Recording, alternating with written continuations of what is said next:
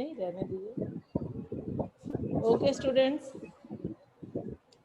Today we have to study geography, na? What we have to study? Yes, ma'am. Yes, ma'am. Geography. And second and third lesson, as you know, that second lesson is wildlife and third lesson is water resource. Both are deleted from our syllabus. And we have to study the fourth lesson. What is the fourth lesson? Agriculture. Okay?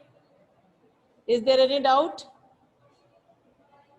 Is there any doubt related to the topics what we have studied for our board exams or for our syllabus?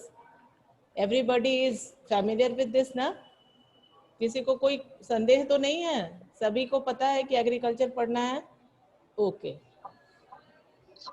Let us continue what we have to study today. Agriculture. Agriculture means practice of farming. Farming किसको कहते हैं? खेती करने को. हमारे आसपास बहुत सारे खेत हैं, हम लोग तो खुद ही रूरल एरिया में हैं और यहाँ पे फार्मिंग की प्रैक्टिस बहुत जोरों से होती है, चाहे वो गेहूं हो या वो धान हो. अभी अगल बगल के जमीन पे तुम देख रहे हो अक्सर हर जगह धान की खेती हो रही है ना? Everybody is familiar with this कि व्हाट इज फार्मिंग. लेकिन अब हमें यहाँ पे पढ़ना है कि फार्मिंग तो हमारा कंट्री का बहुत ही मुख्य पेशा में है.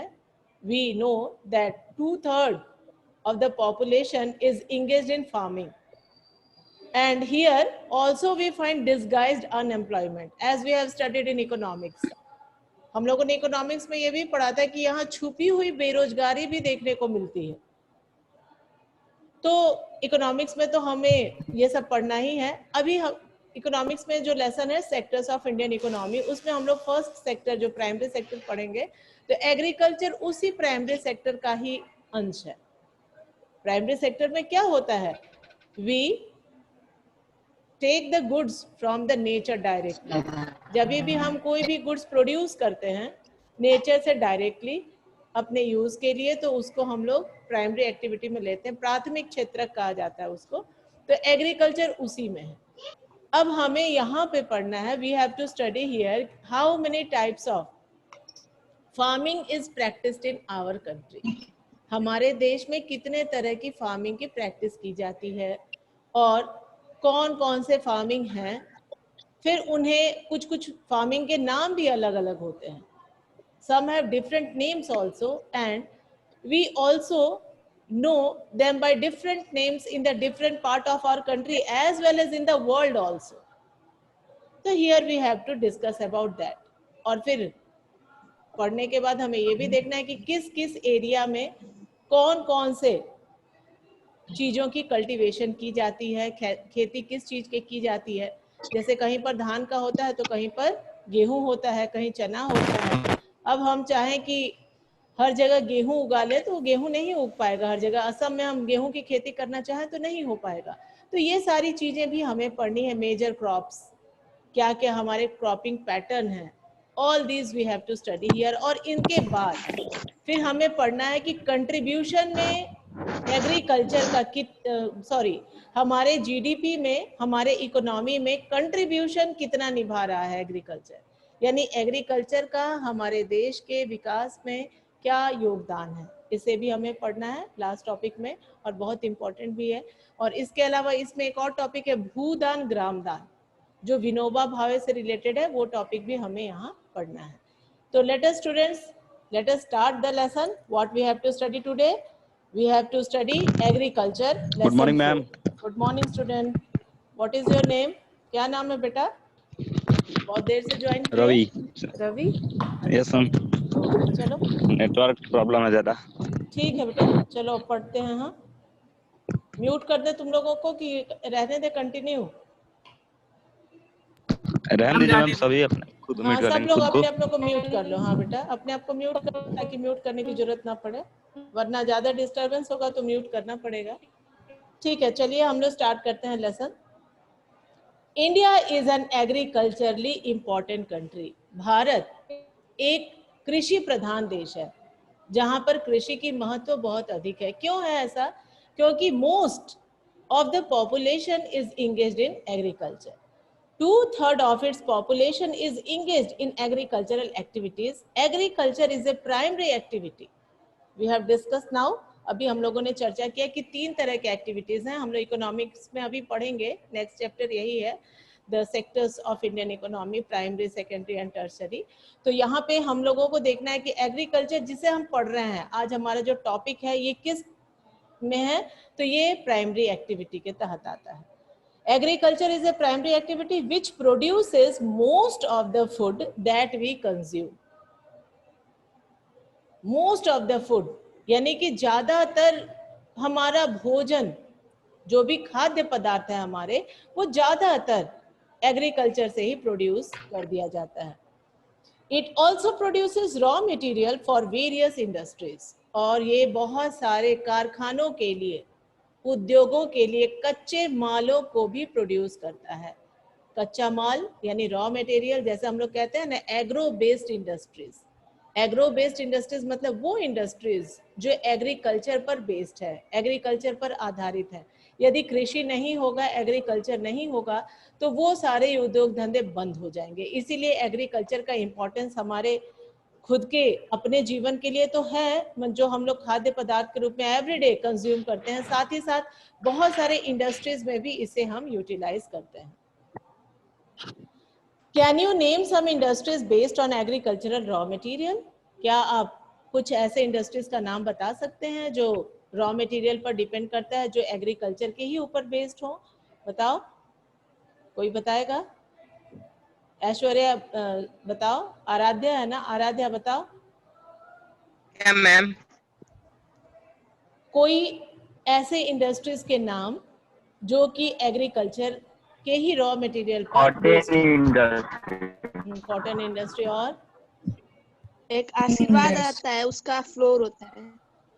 Cotton and jute industry. आशीर्वाद होता है, उसका फ्लोर होता है, तो वो इंडस्ट्री है आशीर्वाद. वो आटा का quality. Ma'am cotton and jute industry. हाँ, very good. Cotton and jute industry. हाँ ठीक है.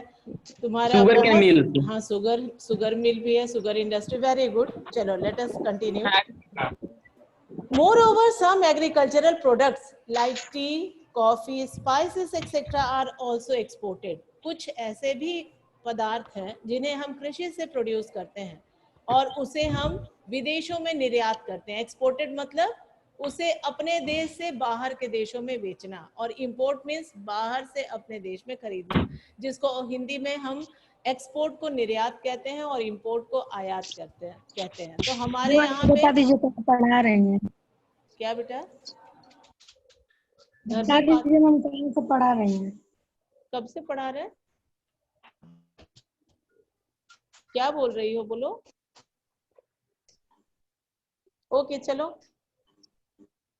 Moreover, some agricultural products like tea, coffee, spices, etc. are also exported. कुछ ऐसे भी चीजें हैं जैसे कि चाय, कॉफी, मसाले, ये सब हमारे देश से दूसरे देशों में बेच दी जाती है, एक्सपोर्ट किया जाता है, जिससे हमें बहुत सारे पैसे भी मिलते हैं, इनकम होता है, कैश हमें मिल जाता है. Types of farming. अब देखा जाए कितने तरह के खेती किए जाते हैं. Agriculture is an age old economic activity in our country. बहुत पुराने समय से हमारे देश में खेती की जाती है. Over these years, cultivation methods have changed significantly depending upon the characteristics of physical environment, technological know-how, and socio-cultural practices. Farming varies from subsistence to commercial type. At present, in different parts of India, the following farming systems are practiced. हमारे देश की जैसी जैसी स्थिति है, जैसी जैसी भौगोलिक स्थितियां हैं, यानी कि जहाँ पहाड़ है, कहीं मैदान है, कहीं समुद्र तटीय इलाके हैं, कहीं पठार भी है, प्लेटू भी है, मतलब mountains, plains, plateaus, coastal areas, different type of land features are here. तो हम लोग वहाँ पे उस तरह की चीजों का कल्टीवेशन भी करते हैं. और मेनली इन सारे फार्मिंग प्रैक्टिसेस को हम 2 टाइप्स में डिवाइड कर देते हैं. केवल उसको मेनली मेजर 2 टाइप्स में हम डिवाइड करते हैं. क्या क्या है? एक है जिसको हम लोग कहते हैं सबसिस्टेंस फार्मिंग, और दूसरा है जिसको क्या कहते हैं, कॉमर्शियल फार्मिंग.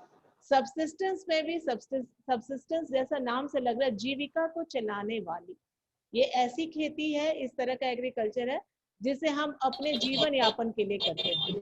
और दूसरा है कॉमर्शियल, कॉमर्शियल मतलब नगदी।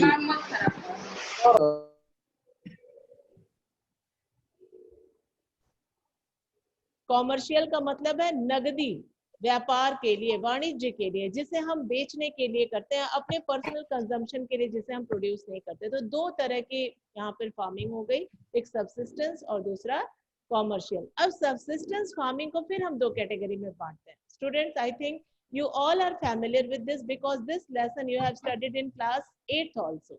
The same topic was there related to agriculture, और तुम लोगों को सबको पता है कि प्रिमिटिव और जो इंटेंसिव सबसिस्टेंस फार्मिंग है ये क्या है। फिर भी हम लोग एक बार फिर यहाँ से रिवाइज कर लेते हैं। Primitive subsistence farming. What is primitive subsistence farming? This type of farming is still practiced in few pockets in India. Bharat के कुछ ही इलाकों में इस तरह की खेती की जाती है। Primitive subsistence. मिलेट्स। हाँ, क्या हुआ बेटा? मिलेट कौन बोल रहा है? इस तरह से मत डिस्टर्ब करो बाबू, तुम लोगों को ही दिक्कत होगी, टाइम लॉस होते जाएगा। These types of farming is still practiced in few pockets of India. Primitive subsistence agriculture is practiced on small patches of land with the help of primitive tools. देखो, अब दो तरह के subsistence farming हम लोगों ने देखा, एक primitive subsistence और एक intensive बाद में पढ़ेंगे, पहले primitive को हम पढ़ लें। Primitive जैसा नाम से ये पुराना, जिसको हम पुराने तरीके से जब खेती करते हैं, इसमें पुराने ही टूल्स को इस्तेमाल किया जाता है, मतलब खेती के जितने भी उपकरण हैं, औजार हैं, वो सब पुराने होते हैं। जैसे एग्जांपल के लिए प्रिमिटिव टूल्स लाइक हो मीन्स कुदाल, दाव मीन्स खुरपी, ये सारी चीजों को हम लोग कुदाल से, खुरपी से, गईता से, ये सारी चीजों से हम लोग खेती करते हैं और उसी से हम अपने फूड ग्रेन्स चाहे जो भी चीजों की खेती करते हैं उसे प्रोड्यूस करते हैं। और डिगिंग स्टिक्स एंड फैमिली और कम्युनिटी लेबर, और उसमें काम करने वाले कौन लोग होते हैं? या तो अपने समुदाय के लोग होते हैं या अपने घर के ही सदस्य होते हैं जो कि उस खेत पर खेती करते हैं। This type of farming depends upon monsoon. इस तरह की खेती ज्यादातर मॉनसून पर डिपेंड करती है। मॉनसून मतलब जब बारिश होगी तभी खेती होगी, बारिश नहीं होगी तो यहाँ पर प्रिमिटिव सबसिस्टेंस फार्मिंग में खेती नहीं हो पाएगी। Natural fertility of the soil and suitability of other environmental conditions to the crops grow. यहाँ पर क्या चीजें जरूरी है? Natural fertility. Natural fertility means जो प्राकृतिक उर्वरकता है, उर्वरकता मतलब उपजाऊपन, ऊपर से जैसे हम लोग खाद डालते हैं, हम लोग डालते हैं ना ऊपर से मैन्यूर, तो मैन्यूर और ये सारी चीजें जो फर्टिलाइजर्स डालते हैं ये उसमें कम से कम यूज किया जाता है और ज्यादातर नेचुरल फर्टिलिटी से ही वहां पर खेती करने की कोशिश की जाती है।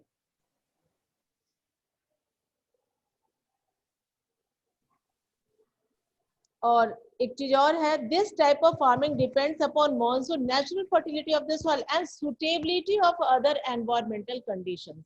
मतलब कि वहां के जो भी पर्यावरण की जो परिस्थितियां, बहुत ज्यादा बारिश हो रहा है तो जिस फसल में, जिस क्रॉप में हमें ज्यादातर पानी की ही आवश्यकता है वैसी ही चीजों को हम वहां उगाएंगे। जिसमें कम पानी की आवश्यकता या जो पानी में खराब हो जाएगा वैसी चीजों की खेती हम वहां नहीं करेंगे। तो यहाँ पे ये भी ध्यान रखना है कि प्रिमिटिव है, ये पुराने तौर तरीके से होता है, तो हम पुराने औजारों का इस्तेमाल करते हैं। साथ ही साथ वो सारे प्राकृतिक फर्टिलाइजर का इस्तेमाल, जो प्राकृतिक जो भी उसमें फर्टिलिटी आ गई उसका इस्तेमाल करते हैं। और साथ साथ एनवायरमेंटल कंडीशंस कैसे हैं, नेचर के अकॉर्डिंग टू वहां पे कौन सा चीज सबसे सुटेबल होगा, हम उसी की खेती करते हैं। It is a slash and burn agriculture. ये एक स्लैश मतलब काट देना और बर्न मीन्स जला देना। इसको काट करके जला दिया जाता है और उसके जो राख है, बारिश हो जाती है तो राख मिट्टी में मिल जाता है और उसी पर खेती। मैम इसी को झूमिंग कहते हैं। हाँ, इसी को झूम भी कहते हैं। इसी को हम लोग शिफ्टिंग कल्टीवेशन भी कहते हैं। बहुत इंपॉर्टेंट है ये। बहुत सारे नाम है इसके, यहाँ पे तुम्हारे पास दिया गया है। माने हमारे एशिया में भी कई नाम से बुलाया जाता है, इवन हमारे कंट्री में भी इसके बहुत सारे नाम हैं। ये नाम पे भी क्वेश्चन आ जाता है कि this name is known for the which type of farming. तो आपको ध्यान देना है कि ये सारे नाम है जो कि किस खेती के लिए यूज होता है। तो यहाँ आपको ध्यान रखना है शिफ्टिंग कल्टीवेशन या प्रिमिटिव कल्टीवेशन का वो एक तरीका है। इसमें क्या करते हैं, तो farmers clear A patch of land, किसान एक जमीन का टुकड़ा साफ कर लेते हैं, एंड प्रोड्यूस सीरियल्स, और वहां पे अनाज उगाते हैं, and other food crops to sustain their family, और दूसरे तरह के फूड क्रॉप्स भी उगाते हैं अपने परिवार के जो भी जीवन यापन को चलाने की जरूरत होती है, उन्हें उगाते हैं और उसको वो लोग कंज्यूम करते हैं। मैम स्मॉल एरिया में, हाँ, छोटे ही एरिया में होता है, क्योंकि बहुत बड़े जगह पर आदमी कितना कुदाल और गईंता और खुरपी से खोदेगा, कितना सारे जमीन पर खुद से पानी पटाएगा ला करके। तो बड़े जमीन पर यदि हो रही है तो वो कॉमर्शियल फार्मिंग हो जाएगी। ये छोटे छोटे ही, और आजकल तो जब सरकार बंद कर दी है इस तरह का, अब मान लो हम सारे पेड़ों को ही काट देंगे, स्लैश एंड बर्न है, तो यदि हम पेड़ों को काट देंगे तो क्या हो जाएगा, पेड़ हमारे सब खत्म हो जाएंगे और फिर हमारे लिए इकोलॉजिकल क्राइसिस की स्थिति उत्पन्न हो जाएगी। तो हमें पेड़ों को काटना नहीं है, तो हमें ये सारे तरह के खेतों के ऊपर CO2 नहीं मिलता है। हाँ, अब स्लैश एंड बर्न एग्रीकल्चर को प्रतिबंधित कर दिया गया है। फिर भी नॉर्थ ईस्ट के कुछ हिस्सों में कहीं कहीं थोड़े से आदिवासी लोग हैं जो ये इस तरह की खेती करते हैं, लेकिन अभी इसको टोटली मैम इकोलॉजिकल क्राइसिस मतलब क्या होता है? पारिस्थितिक तंत्र, जैसे global warming, ozone layer depletion, पेड़ नहीं रहेंगे तो हमारा एटमॉस्फेयर क्लीन कौन करेगा? ऑक्सीजन को वही ना प्यूरिफाई करते हैं, पेड़ ही ना है, कार्बन डाइऑक्साइड को ले लेते हैं और ऑक्सीजन को निकालते हैं, जिससे कि हमारा एटमॉस्फेयर में बैलेंस बना रहता है। तो ये बैलेंस डिस्टर्ब हो जाएगी ना, पेड़ कट जाएंगे तो। और तुरंत हम पेड़ काट देंगे, 2-3 साल उस पर खेती करेंगे, फिर दूसरे जगह जाएंगे वहां का पेड़ काट देंगे, इस तरीके से सारे जंगल बर्बाद हो जाएंगे। और 2-3 साल में तो वो पेड़ इतने बड़े नहीं हो जाएंगे कि एनवायरनमेंट को बैलेंस कर सके, तो इस वजह से दिक्कतें आएंगी और जंगल भी हमारे समाप्त हो जाएंगे। इसीलिए अब इस पर रोक लगा दी गई है। It is a slash and burn agriculture. Farmer clear a patch of land and produce cereals and other food crops to sustain their family. When the soil fertility decreases, the farmer shift and clear a fresh patch of land for cultivation. देखो, जब वहां की उपजाऊपन, जब वहां की उर्वरक क्षमता कम हो जाती है, सॉइल फर्टिलिटी जब डिक्रीज कर जाती है, व्हेन सॉइल फर्टिलिटी डिक्रीजेस, फिर अब फार्मर उसको छोड़ देते हैं और कहाँ चले जाते हैं, किसी नए जमीन की तलाश में। तो काम करेगा। मैम म्यूट कर दीजिए, सब बोल रहे। वही तो कह रहे, क्या काम करेगा नहीं करेगा। तुम लोग बात करते तो ये नहीं पता रहता है कि हमारी आवाज सबके बीच में जा रही है। अब इसके लिए दिखवाना पड़ेगा। सर थोड़ा देखिए तो कौन से बच्चे बात कर रहे हैं, नीचे से जाकर सर्च कीजिए, तो यदि वो बात कर रहे हो तो उनको रिमूव कर दीजिए। यहाँ पे आ करके डिस्टर्ब करने का कोई मकसद तो है नहीं। एक पीरियड के बाद वो ज्वाइन होंगे। बार बार कह रहे हैं कि म्यूट करो, लेकिन फिर भी कुछ बच्चे जो हैं वो खुला ही रख रहे हैं। ठीक है बेटा, चलो हम लोग कंटिन्यू करते हैं। तो अब सबको म्यूट कर दीजिए। सबको म्यूट कर देंगे तो तुम लोगों को कुछ पूछना होगा तो कैसे पूछोगे? तुम्हारे फायदे के लिए म्यूट नहीं किए हैं। मैम लास्ट में 10 मिनट छोड़ दीजिएगा। अच्छा, 10 मिनट पुराना वाला टेक्निक। अब तुम लोग होशियार हो रहे हो, टेक्निक और टेक्नोलॉजी के साथ साथ ढलो। अब तुम लोगों को जबरन मुंह पे तुम लोगों को चिपकी लगा दिया जाए कि मत बोलो। वन वे कन्वर्सेशन होता है क्या टीचिंग में? दोनों तरफ से क्वेश्चन पूछना चाहिए, टीचर्स को भी उसका रेस्पॉन्स देना चाहिए। टीचर जब क्वेश्चन पूछता है तो बच्चों को भी रेस्पॉन्स देना चाहिए। ये बेस्ट वे ऑफ टीचिंग। खाली वन वे ऑफ टीचिंग बोलती है लेकिन मानेंगे तब ना कोई। हाँ, सब अपने में टॉकिंग करने लग रहे हैं तो क्या करें? आपस में टॉकिंग मैम अब डेली समझाती है लेकिन कोई सुनता ही नहीं है, तो क्या करें? क्या किया जाए? हम चांस तुम लोगों को देते जा रहे हैं कि मेरे बच्चे देख लें क्या दिक्कतें हैं, उनको कैसे दूर किया जाए। और तुम लोग नहीं मानोगे तो क्या किया जाएगा? हम लोग म्यूट रिमूव कर दे रहा है। डेविल लिखा है, डेविल यस रिमूव कर दे इसको। उसको रिमूव कीजिए। डेविलियर्स कौन डेविलियर्स है? जो है उसको रिमूव कीजिए, जो भी है अब वो रिमूव हो जाएगा, ऐड नहीं होगा मेरे क्लास में। अब डेविलियर्स जब यहाँ पढ़ेंगे तो फिर तो दिक्कतें होंगी ही, क्योंकि उन्हें हम सर्च कर नहीं पाएंगे कि ये कौन महाशय हैं। चलिए ओके, अब बेटा देखो आगे फिर हम लोग पढ़ते हैं। This type of shifting allows nature, इस तरह की खेती नेचर को अलाउ करती है replenish the fertility of the soil, जमीन की उपजाऊपन को बढ़ाने के लिए ये खुद से नेचर को ही, प्रकृति को ही छोड़ देती कि आप फिर से खुद से अर्थ को यानी हमारे सॉइल की फर्टिलिटी को गेन करवा दो। जब सॉइल फर्टिलिटी गेन हो जाती है तो फिर उस पर खेती की जाती है। The fertility of the soil through natural processes, land productivity in this type of agriculture is low as the farmer does not use fertilizers or other modern inputs. इस तरह की खेती में जो प्रोडक्शन होता है वो काफी कम होता है, क्योंकि यहाँ पर जो भी लोग हैं वो फर्टिलाइजर्स को और अलग अलग तरह के इक्विपमेंट्स को नहीं यूज करते जिससे कि कृषि की उपज को बढ़ाई जा सके।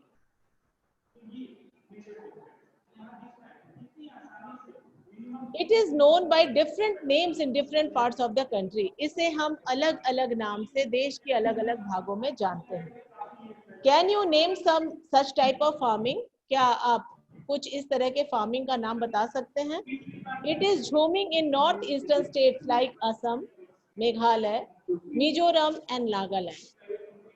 इस तरह की खेती को हम लोग ज्यादातर नॉर्थ ईस्टर्न स्टेट्स में करते हैं, जैसे असम, मेघालय। अभी तुम लोगों को बताया इसके पहले कि नॉर्थ ईस्ट में बहुत सारे जंगल हैं, तो कुछ इलाकों में वहीं पर अभी ये खेती रह गई है। कहीं कहीं पर मध्य प्रदेश या छत्तीसगढ़ में होता है, वरना हर जगह सरकार जो है इसके ऊपर बैन लगा दी है और अब हम लोग स्लैश एंड बर्न एग्रीकल्चर लगभग समाप्त कर चुके हैं। इट इज झूमिंग, झूमिंग कहाँ कहते हैं? North east states like Assam, Meghalaya, Mizoram and Nagaland. Pamlou in Manipur, Deepa in Bastar district of Chhattisgarh. इस तरह के नाम आ जाते हैं कि व्हाट इज द नेम। हाँ बोलो बोलो बोलो। For what I excuse ma'am झूमिंग को इन स्लैश और बर्न कल्टीवेशन हाँ कर हाँ रहे हैं। बिल्कुल बिल्कुल, इसीलिए तो बोल रहे हैं, बार बार रुक रुक करके धीरे धीरे पढ़ा रहे हैं कि तुम लोग इसको यहाँ पे जैसे पूछा जा सकता है कि what is the name of shifting cultivation known in Bastar district. नहीं, what is the different name which is known in Bastar slash district? And burn cultivation. नहीं नहीं, दिस अब यदि बस्तर डिस्ट्रिक्ट केवल दे दिया जाएगा कि क्या वहां पे उसको डिफरेंट नेम से कहा जाता है, तो आपको वहां दीपा लिखना होगा। समझ रहे हो ना? अलग अलग इलाके में इनके नाम अलग अलग है, तो यहाँ आपको ध्यान में रखना है कि किस जगह पे इसे किस नाम से कहा जाता है। 1 नंबर का क्वेश्चन में ये ऐसा क्वेश्चन आता है, अक्सर 2 बार आया है लगभग, तो फिर आपको ये ध्यान रखना है। छत्तीसगढ़ एंड अंडमान निकोबार आइलैंड, देखो दीपा में, दीपा जो है वो बस्तर डिस्ट्रिक्ट में भी कहा जाता है छत्तीसगढ़ के, और अंडमान निकोबार आइलैंड में भी इसको दीपा ही कहा जाता है। कृष्णा आज कहाँ चला गया है? उसी के तरह से डिस्टरबेंस हो रहा है फिर से। कृष्णा क्या किए हो? अपना माइक ठीक करो।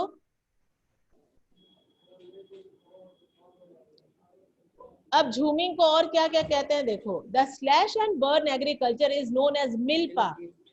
मैक्सिको में इसे क्या जानते हैं? Milpa. Central America conuco in Venezuela, roca in Brazil, masole in Central Africa, ladang in Indonesia, ray in Vietnam. In India, this primitive form of cultivation is called bewar and dahiya in Madhya Pradesh, podu और penda in Andhra Pradesh, pamadabi और कोमन और bringa in Orissa, kumari in western Ghats, बलरे और बलत्रे in south eastern Rajasthan, Khil in Himalayan belt, Kuruwa in Jharkhand and झूमिंग in north eastern region. ये सारे different names हैं जो कि शिफ्टिंग कल्टीवेशन को बोले जाते हैं। हमारे देश में भी और हमारे साउथ एशियन कंट्रीज में भी वो सारे नाम दिए गए हैं। ये अब आपको पढ़ना है। छोटा सा यहाँ पर केस स्टडी दिया गया है बेटा रिंझा के बारे में, कि ये रिंझा जो है ये अपने फैमिली के साथ एक छोटे से गांव में रहती है, जो कि दीपू नाम का एक जगह है असम में, वहां पर है ये Rinjha lived with her family in a small village of the outskirts of Bipu in Assam. She enjoys watching her family members clearing, slashing and burning a patch of land for cultivation. उसको बड़ा अच्छा लगता है, अपने family members को देखती है कि कैसे खेतों को, वो जंगल को काट रहे हैं, उसको साफ कर रहे हैं, वहाँ उसको जला रहे हैं, फिर उस पर खेती कर रहे हैं। बहुत इंजॉय करती है, अच्छा लगता है उसको। कूद कूद के जाती है, पानी डलवाती है खेतों पर, जिन चीजों की आवश्यकता है उसको ले करके आती है, बहुत अच्छा लगता है, वो इंजॉय कर रही है वहाँ। She often helps them in irrigating the fields with water running through a bamboo canal from the nearby spring. Bamboo canal, यदि तुम लोग अभी वाटर रिसोर्सेस नहीं पढ़े इसीलिए तुम लोग फैमिलियर नहीं हो, जो नॉर्थ ईस्टर्न स्टेट्स है वहां पे बांस जो होता है उसके बीच में गांठ नहीं होती है, वो एकदम आर पार दिखाई भी देने लायक होता है, सुनाई भी देने लायक होता है, और वो लोग इरिगेशन के लिए उसी को पाइप के रूप में यूज करते हैं।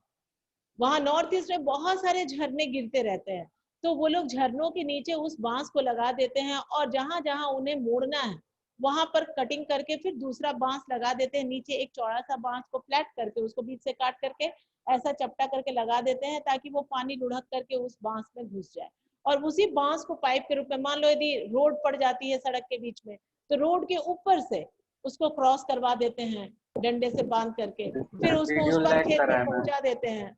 ठीक हो जाएगा, थोड़ा देर है कि इंटरनेट कनेक्शन इज अनस्टेबल। हो गया मैम, ठीक हो गया। हाँ ठीक होगा, वो थोड़ा बहुत होता रहता है। हाँ, तो ये सारी चीजें जो है, ये बांस को ही वो लोग, बैम्बू को ही वो लोग एज ए पाइप यूज करते हैं। तो यहाँ रिंझा भी देखती है, उसके घर के जो सदस्य है वो बैम्बू को लेते हैं, उससे पानी पटाते हैं, तो उसको भी अच्छा लगता है, वो भी ये सारा काम करती है।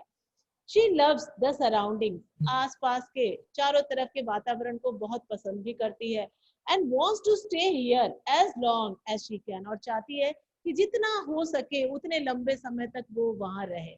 लेकिन but this little girl has no idea about the declining fertility of the soil and her family's search for fresh a patch of land in the next season. लेकिन उस बच्ची को ये पता नहीं है कि यहाँ की जमीन की उर्वरकता यानी उपजाऊपन धीरे धीरे खत्म होती जा रही है, और उसके परिवार के सदस्य एक नए जमीन के टुकड़े के तलाश में है, जहाँ वो फिर से अगला समय अपना खेती करके बिताएंगे। तो यहाँ पे एक क्वेश्चन पूछा गया है, can you name the type of farming Rinjha family is engaged in. क्या तुम उस तरह के खेती का नाम बता सकते हो, किस तरह का कल्टीवेशन वो कर रहे हैं जिसमें रिंझा के फैमिली इंगेज हैं, लगे हुए हैं। तो शिफ्टिंग कल्टीवेशन है बेटा। And can you enlist some crops which are grown in such farming. क्या तुम बता सकते हो कि शिफ्टिंग कल्टीवेशन में किस तरह के क्रॉप्स को, कैसे फसलों को उगाया जा सकता है। तो सबसे सिंपल है तुम्हारा क्या, राइस को उगाते हैं, और भी छोटे छोटे चीजों को उगाते हैं, थोड़ी थोड़ी सी चीजें जो थोड़ी मात्रा में उगती है उनको उगाते हैं, बीन्स है, कॉर्न है, इन सारी चीजों को उगाया जाता है शिफ्टिंग कल्टीवेशन के तहत। अब सेकंड टॉपिक है, ये शिफ्टिंग कल्टीवेशन जो था ये सबसिस्टेंस फार्मिंग का फर्स्ट पार्ट था, सबसिस्टेंस फार्मिंग का ये सेकंड पार्ट है, इंटेंसिव सबसिस्टेंस फार्मिंग। अब ये दूसरा है, पहला प्रिमिटिव सबसिस्टेंस फार्मिंग था, ये क्या है, इंटेंसिव सबसिस्टेंस फार्मिंग। अब यहाँ पर क्या है, जमीन यहाँ पे बहुत कम है और काम करने वाले लोग ज्यादा हैं, इस वजह से जमीन के ऊपर बहुत ज्यादा प्रेशर रहता है, लगता है कि कितना ज्यादा इस जमीन से हम प्रोड्यूस कर लें ताकि फैमिली मेंबर्स में वो डिस्ट्रीब्यूट हो जाएंगे। तो यहाँ पर हर तरह के चीजों को इस्तेमाल करके लोग प्रोड्यूस करना चाहते हैं, लेकिन ये खेती भी अपने जीवन यापन के लिए ही होता है, ये बाजार के लिए कॉमर्शियल फार्मिंग से डिफरेंट है। This type of farming is practiced in areas of high population, pressure on land, जहाँ पे बहुत घनी आबादी है वैसे क्षेत्र में इसे हम यूज करते हैं, ऐसी खेती को किया जाता है। It is labour intensive farming, यहाँ पे बहुत ज्यादा मजदूर मिल करके काम करते हैं, खेती करते हैं। Where high doses of biochemical inputs and irrigation are used for obtaining higher production, यहाँ पर खाद का, मैंने फर्टिलाइजर का, केमिकल का भी, बायो सब चीजों का इस्तेमाल करने के बाद सिंचाई की भी समुचित व्यवस्था रहती है, ताकि ये प्रयास होता है कि इस छोटे से टुकड़े से हम ज्यादा से ज्यादा प्रोड्यूस कर लें, क्योंकि पॉपुलेशन ज्यादा है और उस छोटे से जमीन पे बहुत ज्यादा प्रेशर है। जब लैंड पर प्रेशर होता है तो वहां पर इंटेंसिव सबसिस्टेंस फार्मिंग ही प्रैक्टिस होता है। ये आपको ध्यान रखना है। यदि इस तरह के क्वेश्चंस दे देते हैं फिल इन द ब्लैंक्स में कि जहाँ पे लैंड पे प्रेशर होता है वहां पे किस टाइप की फार्मिंग होती है, तो आपको ये क्लियर रहना चाहिए कि वहां पे इंटेंसिव सबसिस्टेंस फार्मिंग में ही खेती होती है। Can you name some of the states of India where such farming is practised? हमारा यूपी ही है, बिहार है, यहाँ पे हम लोग इंटेंसिव सबसिस्टेंस फार्मिंग ही करते हैं। दो the right of inheritance, student this is very important, underline this, right of inheritance ये क्या है? इसके अंतर्गत क्या है कि जो हमारा जमीन है वो हमारे आने वाले उत्तराधिकारियों में बांट दिया जाता है। इस वजह से जमीन जो है काफी छोटे छोटे टुकड़ों में बढ़ते चले जा रहे हैं। जैसे कि अब हम हमारे दादा परदादा के पास जितना जमीन थी, अब आने वाली पीढ़ियों में वो बढ़ती बढ़ती बढ़ती बढ़ती अब काफी कम होती चली जा रही है। तो बहुत छोटे छोटे टुकड़े हो गए हैं इस जमीन के, तो इन पर बहुत ज्यादा एक बार में खेती कर पाना संभव नहीं है और लंबा चौड़ा खेत नहीं है, जिससे कि ये बहुत ही कम दायरे में है और उसी से हमें ज्यादा से ज्यादा ग्रो कर लेना है। तो यहाँ पे इस चीज को ध्यान देना है कि what do you mean by right of inheritance. यहाँ पे अंडरलाइन कर लो इसको। The right of inheritance leading to the division of land among successive generation had rendered land holding size uneconomical, or the farmer continued to take maximum output from the limited land in the absence of alternative source of livelihood. यदि किसी के पास जीविकापार्जन के लिए कोई दूसरा साधन नहीं है, यदि वो कहीं नौकरी नहीं कर रहा है या कोई उसका साइड बिजनेस नहीं है या कुछ और धंधा नहीं है, तो वो यही कोशिश में लगा रहता है कि इस छोटे से जमीन से ही हम कितना ज्यादा प्रोड्यूस कर लें, और इस वजह से उस पे अपना सारा ताकत लगाता है खेती करने के लिए।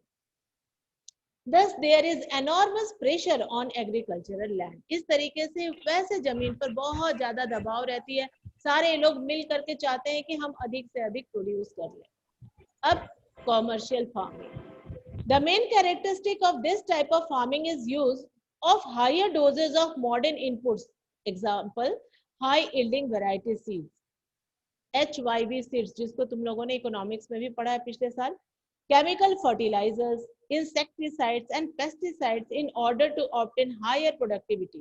The degree of commercialization of agriculture varies from one region to another. अब यहाँ पर भी आपको क्या देखना है कि ये जो कॉमर्शियल फार्मिंग है ये अलग अलग क्षेत्रों में अलग अलग तरीके से की जाती है। इसके भी डिफरेंट टाइप के माने यूज करने के तरीके हैं, और यहाँ पे ध्यान ये रखना है कि यहाँ पे बहुत बड़े बड़े खेत होते हैं जिसमें बहुत बड़ी मात्रा में गुड्स को प्रोड्यूस किया जाता है और उसको स्पेशली मार्केट के लिए प्रोड्यूस किया जाता है, और उसको घर के लोग कंज्यूम नहीं करके मार्केट में सप्लाई करते हैं। दिया गया है एक चीज और भी यहाँ इंपॉर्टेंट है, एग्जांपल के तौर पे ध्यान दोगे यहाँ, the degree of commercialisation of agriculture varies from one region to another. For example, rice is a commercial crop in Haryana and Punjab, but in Odisha it is a subsistence crop. Subsistence मतलब जीवन को चलाने के लिए, जीवन यापन के लिए जो खेती करते हैं उसको हम लोग सबसिस्टेंस क्रॉप के रूप में मानते हैं। तो उड़ीसा में ये सबसिस्टेंस क्रॉप के रूप में यूज किया जाता है, लेकिन पंजाब और हरियाणा में इस पे काफी खर्च लगाया जाता है, क्योंकि पंजाब हरियाणा में ज्यादा गेहूं होता है, मक्का होता है, तो वहां पर यहाँ पर रबी के क्रॉप्स को ही ज्यादा ग्रो किया जाता है नेचुरल वे में। लेकिन अब यदि हम धान जो कि खरीफ का क्रॉप है उसको अब उगाते हैं तो उसके लिए हमारा लागत भी ज्यादा पड़ता है, बहुत ज्यादा सिंचाई की भी जरूरत है, और वहां पर उसको कॉमर्शियल क्रॉप के रूप में उगाया जाता है। तो अब देखो धान ही है, चावल की ही खेती है, लेकिन उड़ीसा में वो सबसिस्टेंस क्रॉप के रूप में है और पंजाब हरियाणा में वो कॉमर्शियल क्रॉप के रूप में है। तो वही चीज यहाँ कहा जा रहा है कि कॉमर्शियलाइजेशन जो एग्रीकल्चर का वो जगह जगह पर बदलता रहता है, जहाँ जिसकी जैसी इंपॉर्टेंस है उस रूप में उसको ग्रो किया जाता है। Can you give some more examples of crops which may be commercial in one region and may provide subsistence in another region? क्या तुम ऐसा और भी क्रॉप का एग्जांपल दे सकते हो? और इसी में एक टाइप है प्लांटेशन। प्लांटेशन क्या है? जब हम एक ही कतार में थोड़ी थोड़ी दूरी पर, एक निश्चित दूरी पर एक कतार में एक ही तरह के पेड़ लगाते हैं और जब उसकी जो भी प्रोडक्ट्स है उसको डायरेक्ट मार्केट के लिए सेल करते हैं तो उसको प्लांटेशन कहते हैं। Plantation is also a type of commercial farming. In this type of farming, a single crop, इसको underline कर लो, what do you mean by plantation? In this type of farming, a single crop is grown on a large area. The plantation has an interface of agriculture and industry. This is very important, students. You have to mark here कि इस जो plantation होता है उसमें agriculture और industry, उद्योग और कृषि दोनों के बीच तालमेल स्थापित किया जाता है. Plantations cover large tracts of land using capital-intensive inputs with the help of migrant laborers. All the produce is used as raw material in respective industries. ज्यादातर यहाँ पर जो भी प्रोड्यूस को हम प्रोडक्ट के रूप में निकालते हैं उसे ज्यादातर हम लोग रॉ मटेरियल के लिए यूज करते हैं. Okay students, tomorrow we shall learn further. इसके आगे अब हम लोग कल पढ़ें, कल तो नहीं, अब मंडे को पढ़ा जाएगा. अब यहीं पे रोकते क्योंकि टाइम खत्म होने वाला है. ओके, यदि आपको कोई डाउट है, कुछ पूछना है तो पूछ लीजिए.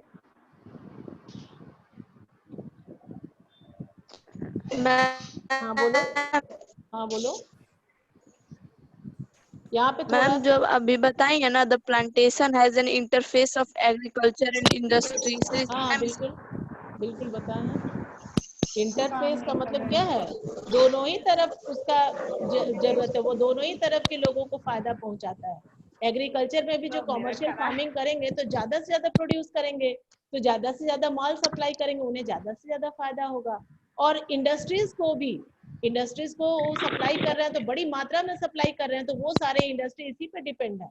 जो एग्रो बेस्ड इंडस्ट्रीज हैं उनके लिए ये प्लांटेशन किया जाता है. और यहाँ पे एक चीज बहुत ध्यान देना, छोटा सा टॉपिक तो रह गया था, इसको कवर ही कर लेना चाहिए था. इसके बाद कल को हम लोग क्रॉपिंग पैटर्न पढ़ते. एक छोटी सी चीज यहाँ पे और ध्यान देने लायक है कि जहाँ पे प्लांटेशन होता है, देखो लास्ट लाइन में यहाँ दिया गया है, वहां पे डेवलप नेटवर्क ऑफ ट्रांसपोर्ट और कम्युनिकेशन भी होना चाहिए. मान लो हम लोग केला का प्लांटेशन कर रहे हैं, बनाना, और हमें कहीं मार्केट में सप्लाई करना है, यदि नेटवर्क अच्छा ना हो वहाँ, या यदि वहां पर कम्युनिकेशन के साधन सही नहीं हो, ट्रांसपोर्ट सही नहीं है, तो उतना बल्क में यदि हम बनाना प्रोड्यूस कर दिए और वो उस जगह पे नहीं पहुंचा तो वो सड़ जाएगा, वेस्ट हो जाएगा और उतना बड़ा लॉस हो जाएगा. तो ट्रांसपोर्टेशन और कम्युनिकेशन, कम्युनिकेशन मतलब संचार के साधन, यातायात और संचार के साधन दुरुस्त होने चाहिए, ताकि यदि हमें सामान भेजना है तो हम अगले से कॉन्टेक्ट कर लें. हाँ बोलो मैम. यूपी में कमर्शियल फार्मिंग के रूप में कौन सा हो सकता है मैम क्रॉप? यहाँ पे शुगर केन है. इतना सिंपल शुगर केन नहीं है क्या? तुम्हारे आसपास में है, चारों ओर चीनी मिल है, उसमें सप्लाई करने के लिए किया जाता है. कमर्शियल फार्मिंग में बड़े बड़े पैचेस पर हम लोग किसी भी चीज को ग्रो कर सकते हैं मार्केट के लिए, वो कमर्शियल फार्मिंग हो गया. ठीक. Yes ma'am. तो यहाँ पे देखो, हाँ बोलो. कमर्शियल फार्मिंग के लिए कुछ क्रॉप्स, हाँ कमर्शियल फार्मिंग के लिए कुछ क्रॉप्स भी दिए गए हैं. देखो यहाँ पे तो दोनों हो सकता है, यहाँ पे तो व्हीट और राइस दोनों ना. हम लोग दोनों उगाते हैं, ये सबसिस्टेंस में भी आता है, कमर्शियल में भी हम उगा सकते हैं. अच्छी क्वालिटी के यदि राइस यदि प्रोड्यूस कर रहे हैं, महंगे वाली चावल जैसे कि बासमती चावल है, तो उसमें खर्चे भी ज्यादा है, बीज भी महंगा है. तो जब हम उतना लागत लगा के प्रोड्यूस करेंगे तो इनकम भी होगा. तो यहाँ दोनों तरह की क्वालिटीज हम ग्रो कर सकते हैं. तो यहाँ दिया है कैसे क्रॉप्स हम उगा सकते हैं. तो in India tea, coffee, rubber, sugar cane, banana etcetera. ये तो सिंपल दे दिया, तो मैच कर लो हमारे लिए कौन सा सबसे इजियर है. और are important plantation crops. Tea in